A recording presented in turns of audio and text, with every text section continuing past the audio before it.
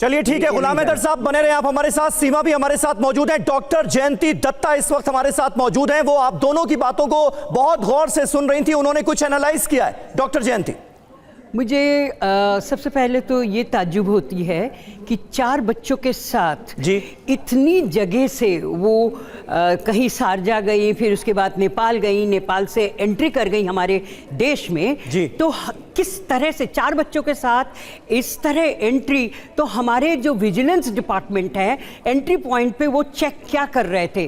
क्या इत्तेफाकन हर जगह इनको सहूलियत मिलती गई और ये घुसती चली गई? इतने दिन रह चुकी हैं ये नोएडा में, ग्रेटर नोएडा में, तो उससे पहले जो हमारे बॉर्डर सिक्योरिटी है वहाँ पे आप देखिए नेपाल से जो एंट्री होती है, बांग्लादेश है, पाकिस्तान है, चाइना है, तो हमारे जो विजिलेंस है अगर वो इतनी अलर्ट नहीं है कि 4 बच्चों में रह चुके हैं, रॉ में रह चुके हैं, इनके सूद साहब के साथ आप एंट्री कर जाते हैं। ठीक है, सूद साहब इसका जवाब देंगे, से पूछना है, सूद साहब इसका जवाब देंगे। लेकिन डॉक्टर जयंती, सीमा से जब बात होती है तो वो कहती है देखिए मोहब्बत में बड़ी ताकत होती है, मोहब्बत सारी सरहदों को लांघ देती है। आप उनकी बातें सुनकर क्या एनालाइज कर पा रही, साइकोलॉजी कैसे समझ रही हैं? अभी उनके हालात, वो स्ट्रेस में हैं, काफ़ी जगह से गुजरती हुई आई हैं।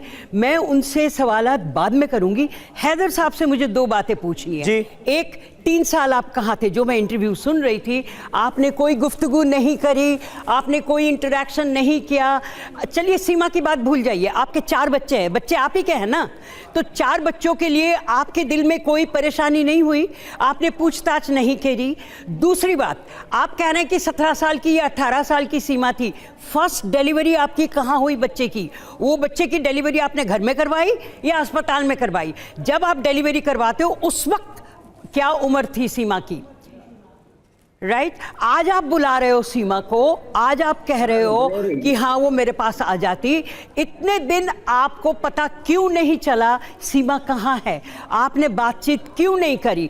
अगर आपको सीमा की परवाह ना की तो बच्चों की परवाह क्यों नहीं करी? ठीक है, जवाब हैदर साहब।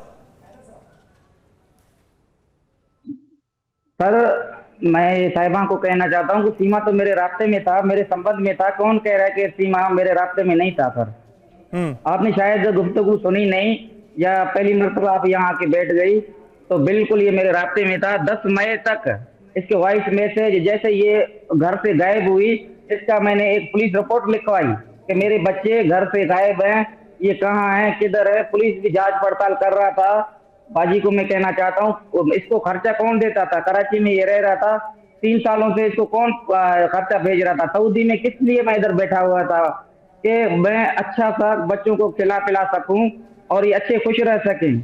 मैंने, कौन कह रहा है कि मैंने 3 सालों से सीमा से रास्ते में नहीं था? 3 सालों से आप रास्ते में थे गुलाम हैदर साहब। ये बताइए कि आप तो सऊदी अरब में रहते हैं, पाकिस्तान आखिरी बार आपका कब आना हुआ? सीमा से कब मिलना हुआ? मैं फोन पर रास्ते की बात नहीं कर रहा हूँ। अरे वही नहीं, ये 3 साल से जब मैं आया हूं तो मैं दोबारा नहीं गया सर। मैं तो यही कह रहा हूं, तो शुरू से कर गुर्बत था, बिल्कुल मैं परेशानी के हालात में वक्तों से गुजर कर आया। 3 बच्चे जब हुए, गुर्बत बढ़ गई, मैं इसलिए मेहनत और मजदूरी करने के लिए आया।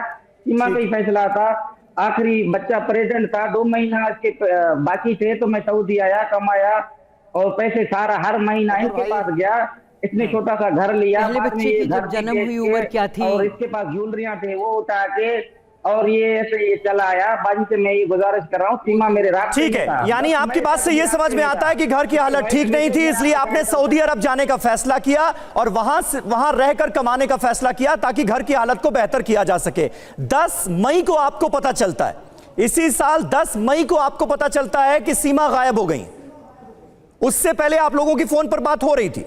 हाँ, रास्ते में नहीं हुआ, एक दिन। हाँ ठीक है जी, एक दिन फिर बात नहीं हुआ। मैंने इसके भाई को फोन करके पूछा कि आसिफ सीमा किधर है? बोलता है मैं बस पे बैठा हूँ, कल तुम्हारे गांव जा रहा हूँ, इधर कराची में। जैसे मैं जाऊंगा तो पता चलेगा कि किधर है किधर नहीं। ये जब आया तो घर को ताला लगा हुआ था, मालिक मकान को ये ऐसा बोल के गया है। ठीक है, समझ गया। तो ये चीज हम सीमा से ही पूछ लेते। सीमा, हैदर कह रहे हैं कि वो पैसे भेजते थे, वो आपकी मदद करते थे, फोन से कांटेक्ट में रहते थे। हाँ, वो आ नहीं पाए क्योंकि बच्चे इतने हो गए तो गरीबी हो गई और मजदूरी करने कमाने जाना पड़ा और इस वजह से वो नहीं है। आप क्या कहना चाहेंगे? क्या वो आपको मदद करते थे, पैसे भेजते थे? ये जो घर या जमीनों की बात होती है उसके बारे में आप क्या बताना चाहें? सर ये वाकई मुझे भेजते थे, मैं इस बात से मैं झूठ कुछ भी नहीं कहूँगी।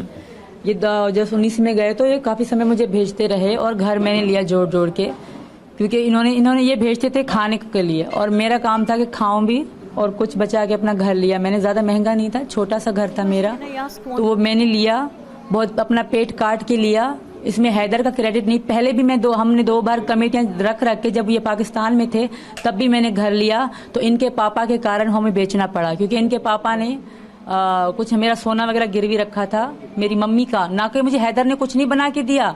आज मुंह पे कह रही, मेरी मम्मी ने मेरे लिए बना के रखा था दहेज में, वो सोना था जो मैंने अभी पहन रखा है। एक अंगूठी है, ये है, और छोटे बुंदे हैं, वो मेरी मम्मी का सोना था, ना मुझे हैदर ने बना के दिया। और जी मैम पहले मुझे बोलने दें।